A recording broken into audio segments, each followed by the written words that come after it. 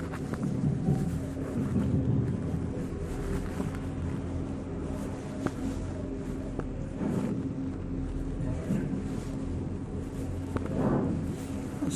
علیکم ورحمۃ اللہ وبرکاتہ۔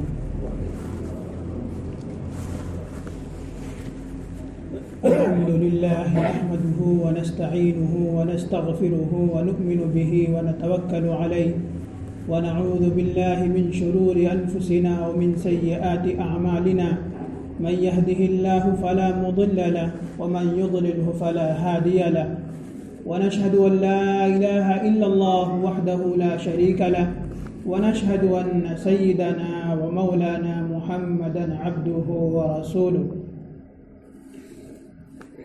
قال الله تعالى في القرآن المجيد: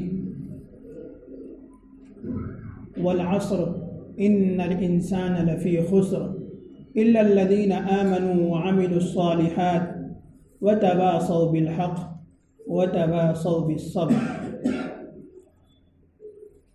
وقال النبي صلى الله عليه وسلم: من تشبه بقوم فهو منهم، أو كما قال عليه الصلاة والسلام۔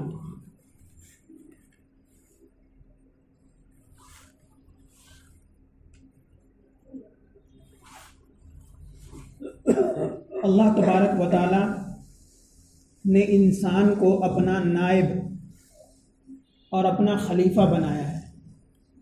دنیا میں جتنی مخلوق ہے، چرند ہو، پرند ہو، درند ہو، ان تمام میں انسان کو اپنا نائب اور خلیفہ بنایا ہے۔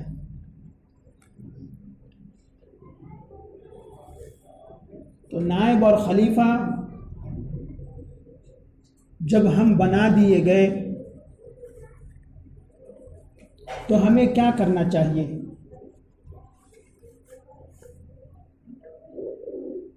ہم اشرف المخلوقات ہیں۔ اشرف المخلوقات ہونے کی حیثیت سے ہمیں کیا کرنا چاہیے؟ یا یوں کہہ لیں کہ ہمارے دنیا میں آنے کا مقصد کیا ہے؟ دنیا میں آنے کا مقصد سیر و تفریح، ٹورزم پہ جانا، یا دنیا میں آنے کا مقصد کھیل کود، یا دنیا میں آنے کا مقصد اپنی جنت بنانا؟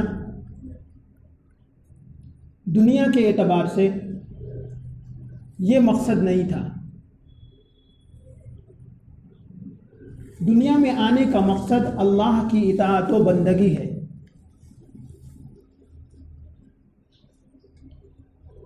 ہمیں اللہ تبارک و تعالی نے دنیاوی جنت بنانے کے بجائے آخرت کی جنت بنانے کے لیے بھیجا ہے۔ لیکن ہمارا المیہ یہ ہو گیا کہ ہم دیگر قومیں درکنار، ہم مسلمان خود اپنی دنیاوی جنت بنانے میں اس قدر منہمک ہو گئے کہ آخرت کو بھلا بیٹھے ہیں۔ ہر بندے کی یہ فکر ہوتی ہے میرا گھر ایسا ہو، میری بیوی ایسی ہو، میرے بچے ایسے ہوں، میری گاڑی ایسی ہو۔ یعنی دنیاوی زندگی جو ہے اس کو ہم جنت بنانے کی کوشش میں لگے ہوئے ہیں۔ اگر کوئی ماں ہے اور وہ بچی کو جنتی ہے، بیٹی کو، تو ماں اسی وقت فکر میں لگ جاتی ہے کہ یہ میری بچی جوان ہوگی تو میں بہترین جہیز دوں گی اس کو، تاکہ اس کے سسرال والے اس کی عزت کریں۔ ابھی حالانکہ اس بچی کی عمر کھیلنے کی ہے، وہ گڑیوں سے کھیلنے والی ہے، لیکن وہی ماں اگر سوچے کہ میں بھی کسی کی بندی ہوں.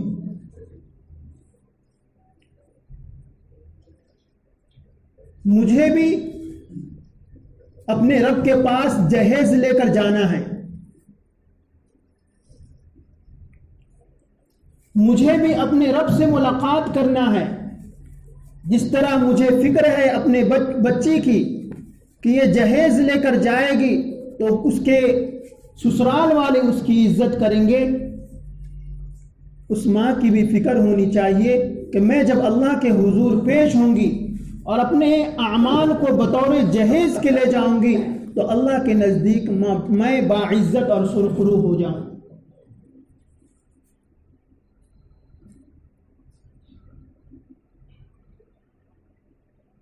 یہ اللہ تبارک و تعالی نے ہمیں دنیا میں اس لیے بھیجا ہے کہ ہم آخرت کی تیاری کریں، لہو و لعب میں، کھیل کود میں نہ پڑیں.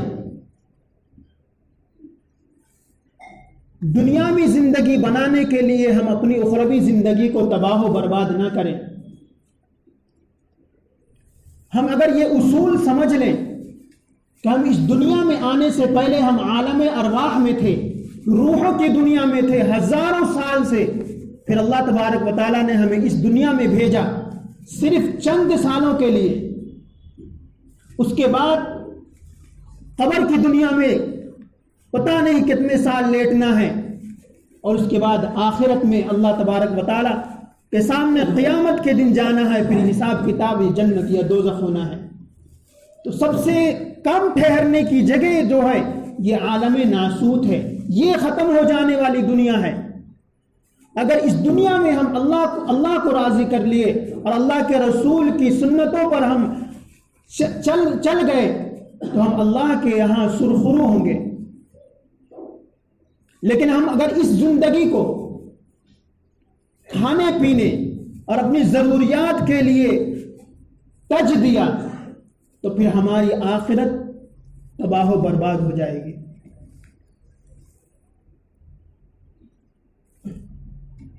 اللہ تبارک و تعالیٰ نے قرآن کریم میں ارشاد فرمایا الذین ضل سعیہم فی الحیاۃ الدنیا وہم یحسبون انہم یحسنون صنعا،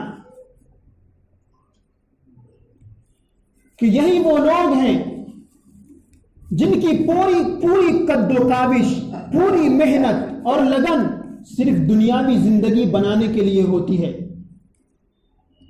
آخرت کی کوئی فکر نہیں ہوتی،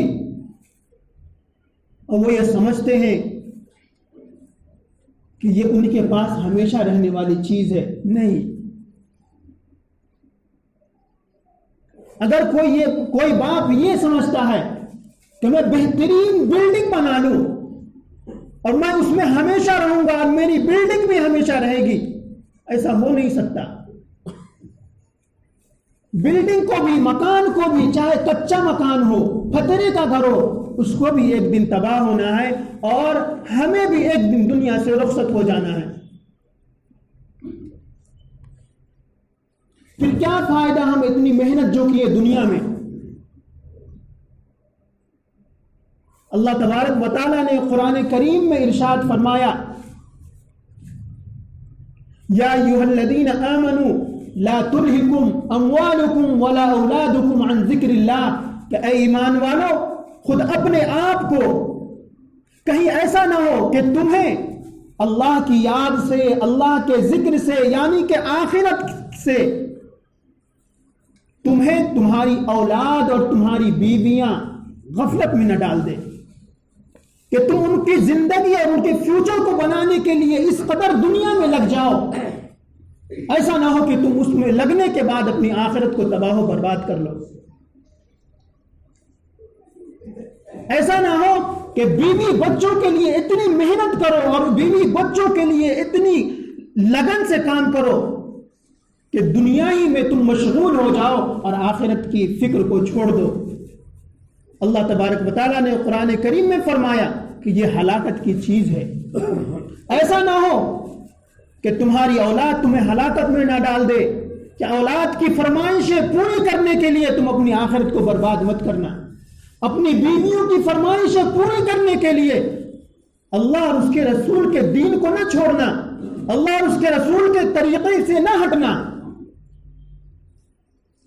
اگر ہٹیں گے تو ہلاکت و بربادی ہے. اور انہی لوگوں کے لیے اللہ تبارک و تعالیٰ نے قرآن کریم میں دوسری جگہ ارشاد فرمایا والعصر ان الانسان لفی خسر. اللہ تبارک و تعالیٰ زمانے کی قسم کھا رہے ہیں کہ قسم ہے زمانے کی، ان الانسان لفی خسر، کہ انسان جو ہے خسارے میں ہے، گھاٹے میں ہے. کب گھاٹے میں ہے؟ جب وہ آخرت کی تیاری کو چھوڑ دے. اللہ تبارک و تعالیٰ نے وہی پہ استثناء فرمایا الا الذین آمنوا وعملوا الصالحات. ہاں وہ لوگ جو نیک عمل کرتے ہیں، نیک لوگ ہیں، پرہیزگار لوگ ہیں، یہ لوگ خسارے میں نہیں ہیں. یہ لوگ دنیا میں بھی نفع میں ہیں اور آخرت میں بھی نفع میں رہیں گے. خسارے میں تو وہ لوگ ہیں جو اپنی بچے اور بیویوں کی فیوچر کے لیے اپنی بیوی بچوں کو بھی تباہ و برباد کرتے ہیں اور خود اپنی زندگی اور اپنی آخرت کو تباہ و برباد کرتے ہیں.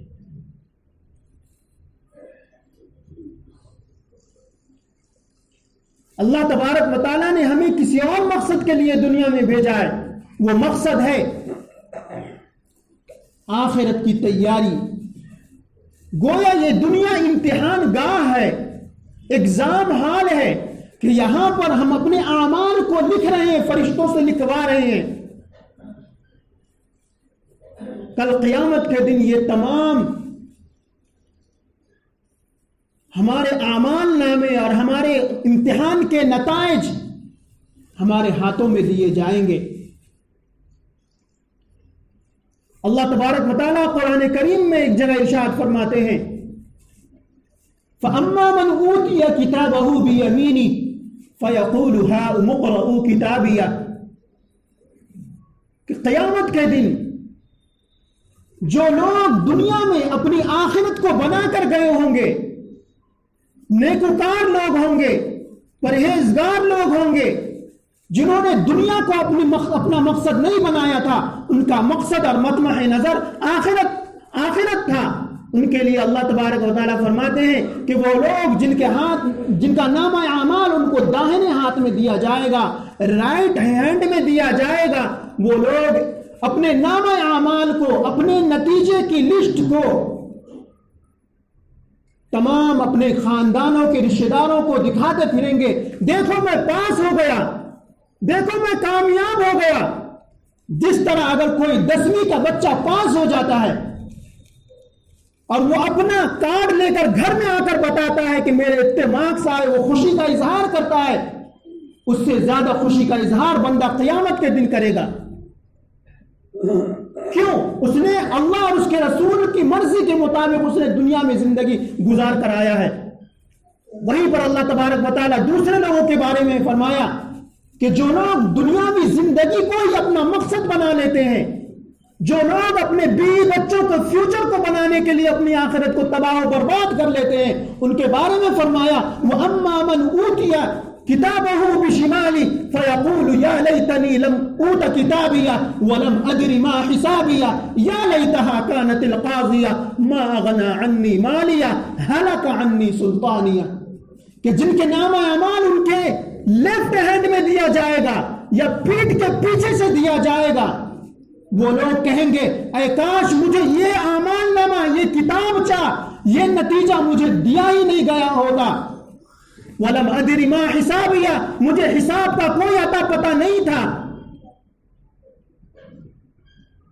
وہ کہے گا کہ میں نے جتنی دولتیں کمائی تھی، اپنے بیوی بچوں کے لیے جتنی کاوشیں قد و کاوشیں کی تھی، وہ تمام تو ہلک عنی سلطانیہ، تمام سلطنتیں، تمام عہدے اور تمام جائیدادیں تو ہلاک و تو برباد ہو گئی، کوئی کام کی نہیں ہوئی.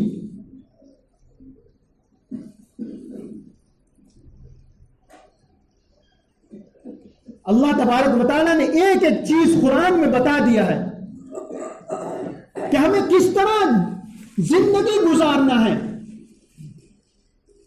کیونکہ ہم آخرت کے لیے بنائے گئے ہیں. ان الدنیا خلقت لکم وانکم خلقتم للآخرہ. کہ دنیا کی چیزیں تمہارے فائدے کے لیے ہے لیکن تم آخرت کے لیے ہو. ہمیشہ خطبہ میں سنتے رہتے ہیں. ہم جس دور میں گزر رہے ہیں اور جس زمانے سے گزر رہے ہیں، یہ زمانہ بالکل قیامت کے قریب کا زمانہ ہے. آپ صلی اللہ علیہ وسلم نے جتنی پیشین گوئی فرمائی تھی قیامت کے تعلق سے، وہ پیشین گوئی ثابت ہوتی نظر آ رہی ہیں. میں ایک ایک کر کے چند باتیں بتاتا ہوں. آپ صلی اللہ علیہ وسلم نے فرمایا اس وقت تک قیامت نہیں آئے گی جب مکے کے پیٹ کو چیر نہ دیا جائے. اس وقت تک قیامت نہیں آئے گی، قائم نہیں ہوگی جب تک کہ مکے کے پیٹ کو چیر نہ دیا جائے. اور اس وقت تک قیامت نہیں آئے گی جب تک کہ بلڈنگیں پہاڑوں سے اونچی اونچی نہ بنائی جائیں. جب بنائی جائیں گی تو سمجھ جانا کہ قیامت بالکل قریب ہے. جب بلڈنگیں پہاڑوں سے اونچی بنائی جائیں گی تو سمجھ جانا قیامت قریب ہے. اپنی آخرت کی فکر کرنا.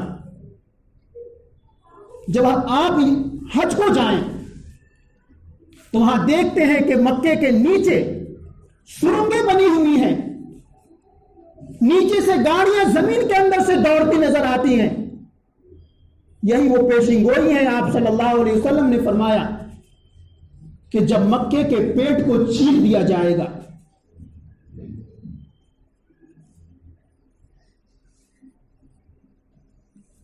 دوسری پیشین گوئی آپ صلی اللہ علیہ وسلم نے یہ فرمائی کہ بلڈنگیں پہاڑوں سے اونچی بنائی جائیں گی. یہ قیامت کی علامتوں میں سے علامت ہے. آپ مکے کے اندر، کعبے کے اندر سے ہی دیکھیں، کئی بلڈنگیں ایسی ہیں کہ وہ پہاڑوں سے اونچی ہوئی باتیں کرتی نظر آتی ہیں. وہ جو گھڑی نصب کی گئی ہے وہ پہاڑ سے اونچی ہے. اور صرف مکہ ہی کی بات نہیں ہے، پوری دنیا میں جو بلڈنگیں بنائی جا رہی ہیں وہ بلڈنگیں اس بات کی گواہ ہے کہ قیامت بالکل قریب ہے. اپنے آخرت کی فکر کرو. دنیاوی مقصد اور دنیاوی چیزوں کو بعد میں کرو، اپنی آخرت کو سامنے رکھو. آپ صلی اللہ علیہ وسلم اپنے صحابہ کرام کے ساتھ بیٹھے ہوئے ہیں، بلکہ آپ صلی اللہ علیہ وسلم گھر میں لیٹے ہوئے ہیں. اتنے میں زوردار کا طوفان آیا. امہات المؤمنین میں سے کسی ایک نے پوچھا، یا رسول اللہ کیا قیامت آ گئی؟ آپ صلی اللہ علیہ وسلم اٹھ کر بیٹھے اور فرمایا قیامت ابھی کیسے آ سکتی ہے؟ ابھی تو عراق کے لوگوں کا کھانا پینا بند نہیں ہوا ہے. ابھی تو عراق کے لوگوں کا کھانا پینا بند نہیں ہوا ہے. آپ صلی اللہ علیہ وسلم کی وہ پیشین گوئی آج ثابت ہو گئی ہے. عراق کے اندر جا کر دیکھیں، کھانا پینا تو دور کی بات، مریضوں کے لیے دوا تک میسر نہیں ہے مسلمانوں کے لیے. تمام طرح کی پابندیاں عائد کر دی گئی ہیں. آپ باہر سے اگر ان کی مسلمانوں کی کچھ فنڈنگ کرنا چاہے، ان کی مالی مدد کرنا چاہے، نہیں کر سکتے. آپ بچے کرسچن بن رہے ہیں، کرسچن مشنریز آ کر وہاں پر ان لوگوں کی مدد کر رہی ہے کیونکہ وہاں امریکی فوجی موجود ہے اور ان کے ذریعے معصوم بچوں کو کرسچن بنایا جا رہا ہے. اور تمام عالم عرب خاموش تماشائی بنے دیکھ رہے ہیں. یمن کے اندر بچوں کی حالت، ماں کے چھاتیوں کے اندر دودھ تک موجود نہیں ہے. عراق کے اندر ماں تڑپتی نظر آتی ہے، ان کے پاس خوراک نہیں ہے کہ وہ اپنے بچوں کو کھانا کھلا دے یا دودھ پلا دے. یہ پیشین گوئی ثابت ہو چکی ہے. پیشین گوئی ثابت ہونے کا مطلب یہ ہے کہ آخرت بالکل قریب ہے. حضرت عائشہ رضی اللہ تعالی عنہا سے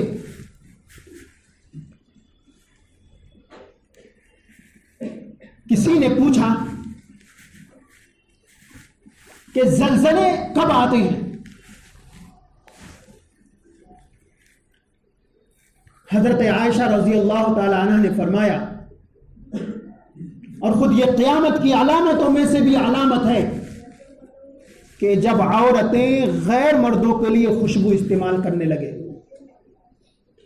جب عورتیں غیر مردوں کے لیے خوشبوئیں استعمال کرنے لگے، اس وقت زلزلے آتے ہیں، بھوکمپ آتے ہیں، سونامی آتی ہے.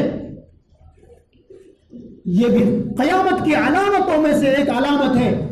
ہمارے گھر میں ماں اور بہنیں جو ہیں، جو شادی شدہ ہیں، رات کا کھانا بنائیں گی، بدن سے ویسی لہسن کی بو آتی ہے اور شوہر کے پاس لیٹی ہوئی نظر آتی ہیں. لیکن کسی تقریبات میں جانا ہے، کسی فنکشن میں جانا ہے، یا ہماری بہنوں کو کالجز یا اسکول جانا ہے تو وہاں خوشبوئیں استعمال کر کے جائیں گی. کزن کہ یہاں ملنے جانا ہے تو وہاں خوشبو استعمال کر کے جائیں گی. آپ صلی اللہ علیہ وسلم نے فرمایا،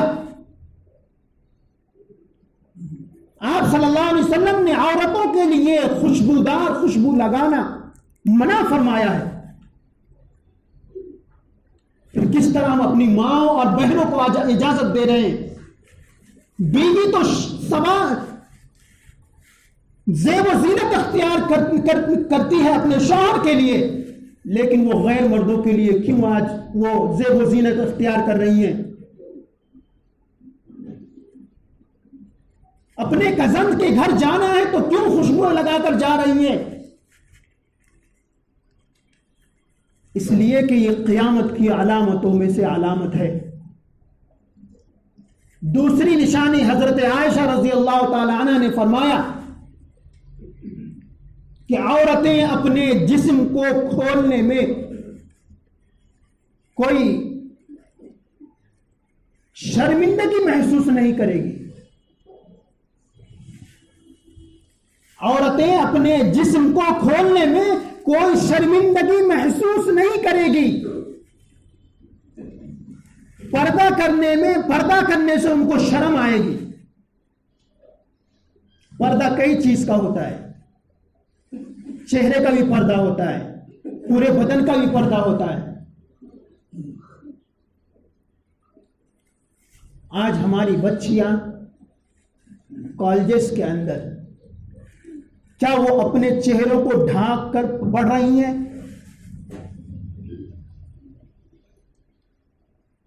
اگر پڑھ رہی ہیں، پہلے تو کو ایجوکیشن ہی منع ہے اسلام میں.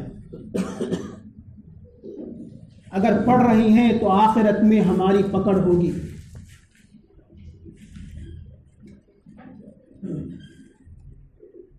آپ صلی اللہ علیہ حضرت عائشہ رضی اللہ تعالیٰ عنہ نے یہ فرمایا کہ عورتیں حجاب بدن کھولنے میں شرمندگی محسوس نہیں کرے گی، بلکہ دوسری جگہ آپ صلی اللہ علیہ وسلم نے قیامت کی علامتوں میں سے ایک علامت یہ بھی بتلایا کہ عورتیں اس طرح ہوں گی، عاریات، اس طرح کپڑے پہنیں گی کہ وہ گویا کہ وہ ننگی ہو، کہ اس کے نشیب و فراز بدن کے اتار چڑھاؤ ڈھکیں گے ہی نہیں. سینے پر دوپٹہ نہیں رکھیں گی، سر پر دوپٹہ نہیں رکھیں گی، اپنے بازوؤں کو بند نہیں کریں گی، ایسے کپڑے زیبتن کریں گی. دیکھ رہے ہیں ہم ایسے کپڑے پہن رہی ہیں ہماری بچیاں، یا برقعے بھی اس طرح پہن رہی ہیں کہ پورا جسم اسی طرح پورا شیپ نظر آتا ہے کہ اس کی بناوٹ کیسی ہے.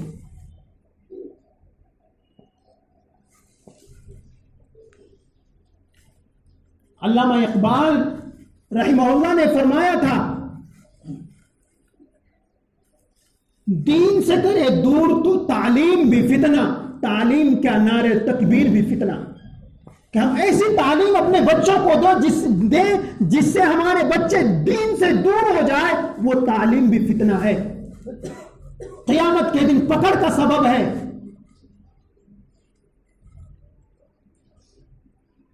اور حضرت عائشہ رضی اللہ تعالی عنہ نے تیسری علامت یہ بتلائی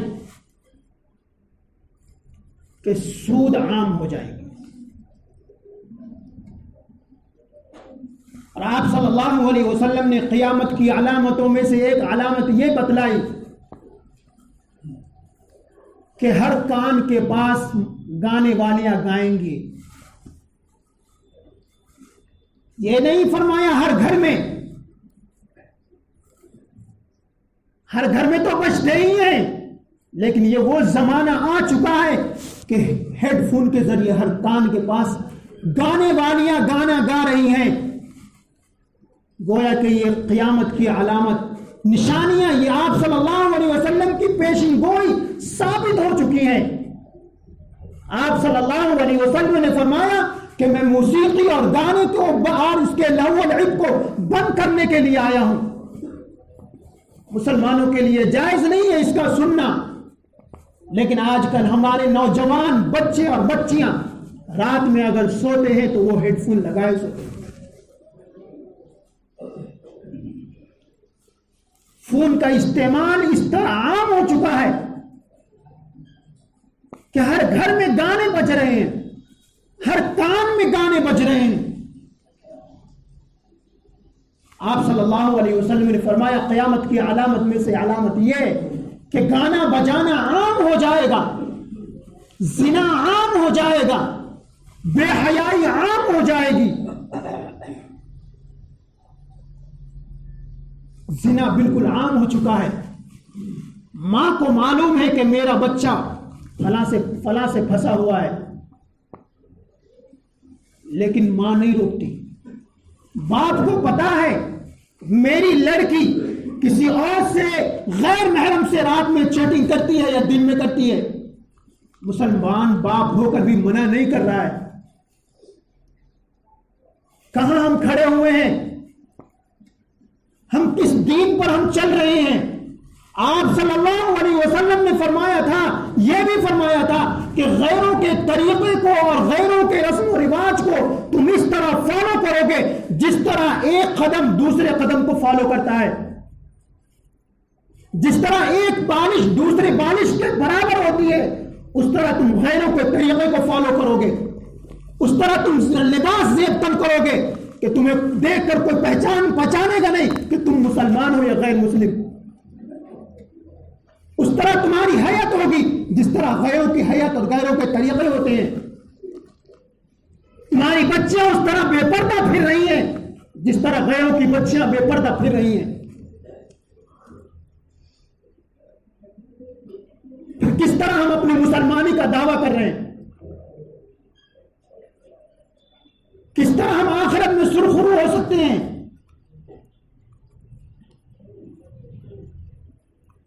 کوئی بھائی یہ گوارا نہیں کرے گا کہ اس کی بہن کے ساتھ کوئی غیر لڑکا اس کے بہن کے جسم کے ساتھ کھیلے. کوئی باپ یہ گوارا نہیں کرے گا کہ اس کی سگی بیٹی کے ساتھ کوئی غیر لڑکا اس کی سگی بیٹی کے جسم کے ساتھ کھیلے. گوارا نہیں کرے گا. لیکن نئے سال کے موقع پر نائٹ کلبوں میں زیادہ نوجوان مسلمانوں کے نظر آتے ہیں. کئی دن پہلے بکنگ ہو چکی ہے، پٹاخے خریدے جا چکے ہیں، نائٹ کلب طے ہو چکے ہیں. تو ہم کس کو فالو کر رہے ہیں؟ محمد صلی اللہ علیہ وسلم کو یا کرسچنوں کے طریقے کو یا غیروں کے طریقے کو؟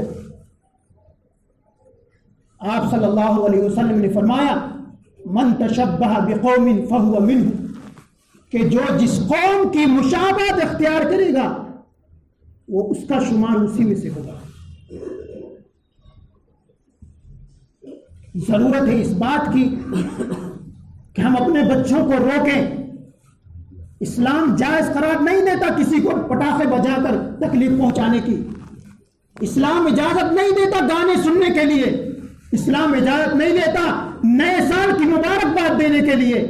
آپ صلی اللہ علیہ وسلم بھی زندگی گزار کر گئے ہیں، صحابہ بھی زندگی گزار کر گئے ہیں، لیکن کہیں یہ ثبوت نہیں ملتا کہ ان لوگوں نے نئے سال کی مبارکباد دی. دنیاوی زندگی چند روزہ زندگی ہے. ہمیشگی کی زندگی آخرت کی زندگی ہے، آخرت کے لیے ہم بنائے گئے ہیں، آخرت کی تیاری کے لیے۔ جب کھلیں گے عمل سب کے میزان پر، تب کھلے گا کہ کھوٹا کھرا کون ہے۔ جب میزان پر، ترازو پر قیامت کے دن حشر کے میدان میں ہمارے اعمال نامے تونے جائیں گے، جب پتا چلے گا کہ کون گھوڑے پر سوار تھا یا کون گدھے پر سوار تھا، کون زیادہ ترقی یافتہ دنیا میں تھا اور کون زیادہ بدحال دنیا میں تھا، یہ اس دن پتا چلے گا، دنیا میں تو پتا نہیں چلتا۔ اس لیے اپنے بچوں کو اور اپنے بچیوں کو نئے سال کے موقع پر خرافات کرنے سے اور غیروں کے طریقے کو فالو کرنے سے اور غیروں کے رسم و رواج کو اپنانے سے منع کیجیے، اور ان کو بتائیے کہ یہ سب قیامت کی نشانیوں میں سے یہ ایک نشانی ہے۔ اگر تم یہ کام کرو گے تو اللہ کے یہاں تمہاری بھی پکڑ ہوگی، میری بھی پکڑ ہوگی۔ اللہ تبارک و تعالی ہمیں کہنے اور سننے سے زیادہ عمل کرنے کی توفیق عطا فرمائے۔ وآخر دعوانا الحمد للہ رب العالمین۔ سنت ادا کر لیجیے۔